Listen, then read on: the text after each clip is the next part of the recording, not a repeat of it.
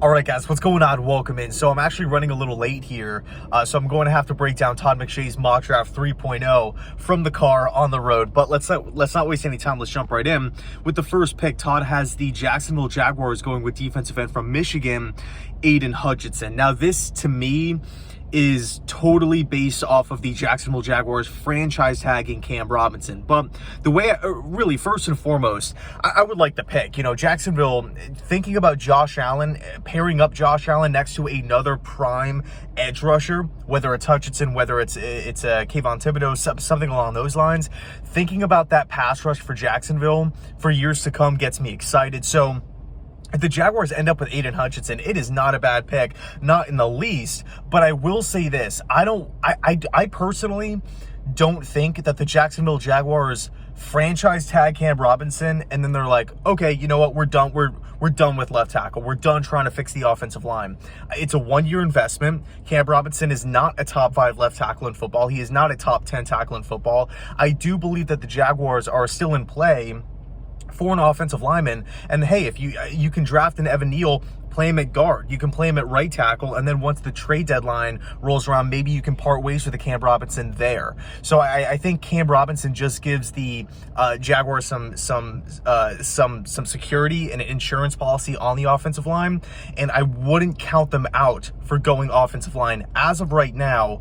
But I will say, whether it's Hutchinson, whether it's Thibodeau, Evan Neal, Ike Ekwonu, I think the Jacksonville Jaguars are in a complete win-win scenario. Next up at spot number 2, Todd has the Lions going with safety from Notre Dame, Kyle Hamilton. I love this pick, right? I think really the only red flag here is positional value. I'm going to be honest with you. Kyle Hamilton is my favorite player in the draft. The size, the speed, the leadership, the ability to make plays in the back end of the defense. He's a true ball hawk. He could come down, help support in the running game. He's a big-time hitter. He can play some nickel corner if you need him to.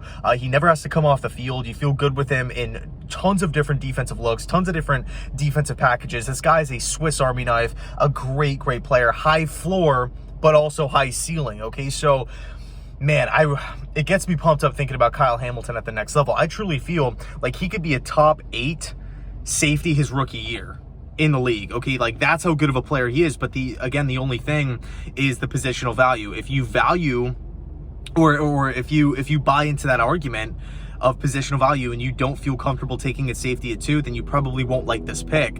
But you know, on the flip side, you can say, hey, well, if the Lions just need cornerstones all over this football team, specifically on defense, then Kyle Hamilton does make a lot of sense. Next up at 3, Todd has the Texans going with Ike Ekwonu, tackle from NC State.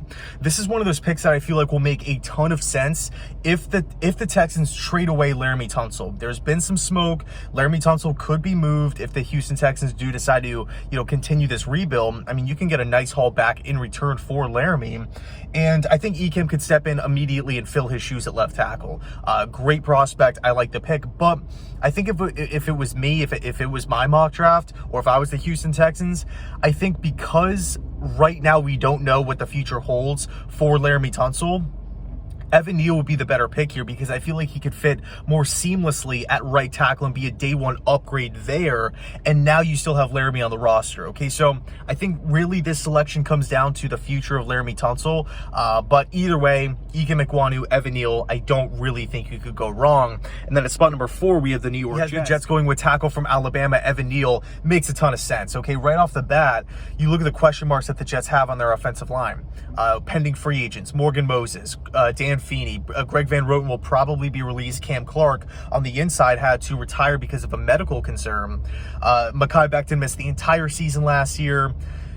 There's already size concerns. It wasn't expected to be a season-ending injury last year, but it just happened to be that way. There wasn't really any sort of clarification on that entire situation. It was really frustrating. I'm hoping Mekhi comes back. It's a seamless process, but right now we just don't know where we stand. Will he look like the same player? Will he get hurt again in the future? I don't know. There's too many question marks right now, and Evan Neal is not a question mark. He could play on the left side. He could play on the right side. You could play him at tackle. You could play him at guard. If the Jets want to fix interior of the offensive line in free agency, now you can take Evan Neal. You could play him at either tackle spot. If you fix tackle in free agency or maybe a trade or something like that, then you can take Evan Neal and you could plug him inside. He gives you that versatility. He gives you a high floor. He gives you a high ceiling. I love Evan Neal. I love this pick for the Jets. Okay, so next up at pick number 5, Todd has the Giants going with defensive end from Georgia, Travon Walker. And I actually did have to change parking lots. I was over in like just an abandoned lot, and 30, 40, 50 spaces like available. Like nobody was there. And a car pulls up, and he's just sitting right next to me. And I didn't know what was going on. I didn't know if it was like a cop or what. So I played it off for like 20 seconds, kept filming. I couldn't even keep concentration. I look over and the guy's just staring at me. So I'm like, I got to get out of here. So we're over at the mall now. We're over at the mall. And Todd has the Giants going with Walker. You look at what this guy did back at Georgia. It was unbelievable. Okay, for such a versatile player, lined up all over the place. Just made an impact in so many different ways. He fits Wink Martindale's system really well, but I think this is a little, I don't want to say overreactionary, but you could tell the combine measurements, the combine testing had a lot to do with this, and that's fine. But for me personally, I don't want the combine to be the full picture. To me, the college tape is more important in my opinion, and I think if I'm the New York Giants and I'm looking at Evan Neal, who's gone, I'm looking at Ike Ekwonu, who's gone, it's really between Charles Cross or KT. And I think I would go with Thibodeau here. Okay, now it's not to say that Travon would be a bad pick for the Giants or anything like that, but with new head coach Brian Daboll coming in the building, I think Thibodeau and Cross, they make a ton of sense at huge positions of need. They're great prospects. I like Cross and KT over Walker just as prospects to begin with. So for me, I understand it, but I think if I was in charge, I wouldn't pull the trigger with Travon. Next up at 6, Todd has the Carolina Panthers going with Charles Cross, tackle from Mississippi State. I love this. I absolutely love it. I think the Panthers need some more help. They need some more depth at tackle, and Charles Cross is a day one immediate starter.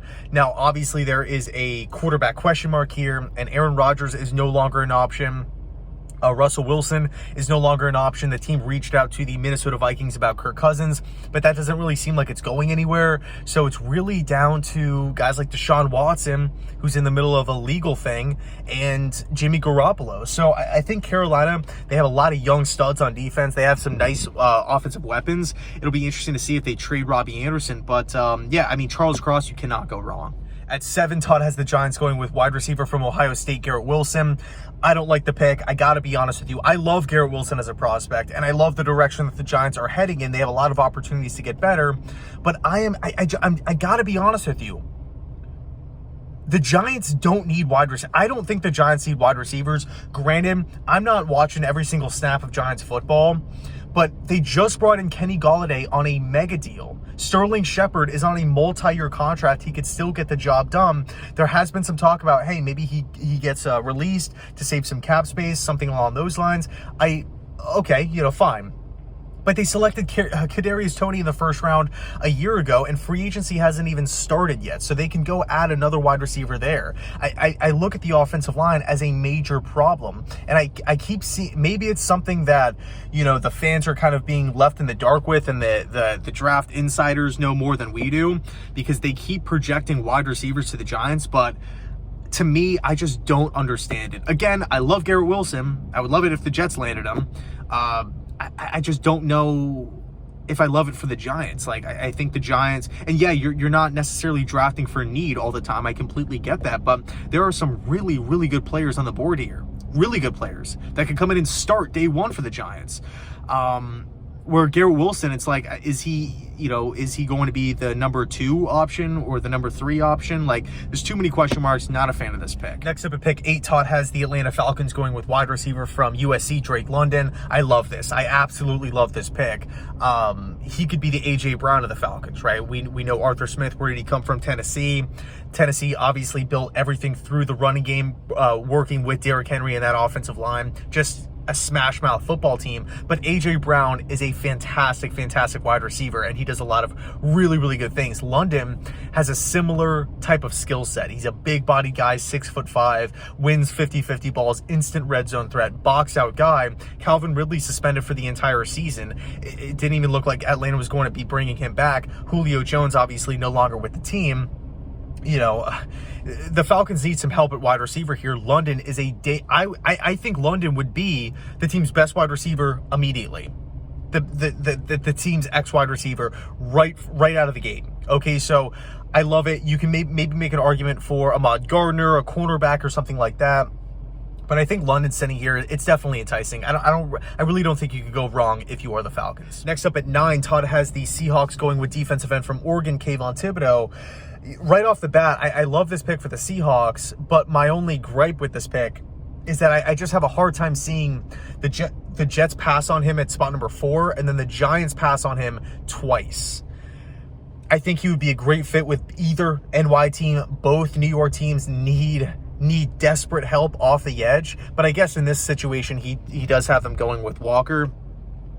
But look, I mean, if I'm just projecting Kayvon to the Seattle Seahawks, I love it. I think it's a great draft selection, and they would really look out. You know, Kayvon's a guy who's arguably, you can make an argument, he is a top 2 player in this draft. Okay, so from Seattle's perspective, it's great. And last but not least, spot number 10, Todd has the New York Jets going with Ahmad Gardner, Sauce Gardner, cornerback from Cincinnati, a guy who's received a lot of buzz over these past couple of weeks, and rightfully so. I mean, this guy has never allowed a touchdown pass in his entire collegiate career. He's had multiple INTs, 3 his freshman year, 3 his sophomore year, 3 this past season. He's a lockdown guy. It seems like the more you put on his plate, the more he rises to the occasion. He has this confidence about him. He has tremendous upside, great size, great speed for his size. It makes a lot of sense. If Robert Saleh and this Jets organization views Gardner as a true lockdown cornerback 1, if they view him as a potential cornerstone to build around for years to come, then I'm all in. Then I'm all in with this pick. So we're looking at it from the Jets' perspective. Evan Neal and Ahmad Gardner, that's an A draft for me. That is really an A draft. We are not only just getting 2 massive upgrades, but they're coming in at huge positions of need, and there are 2 highly rated prospects. We're not reaching on anybody. In fact, in the case of Evan Neal, we could actually be getting insane value. Okay, because he's right now expected to go anywhere from 1 to 3. So anyway, I'll leave it there. Let me know your thoughts down below in the comment section. Again, sorry about the video quality and whatnot. I'm just running super late. And yeah, thanks so much for watching. And as always, go Jets.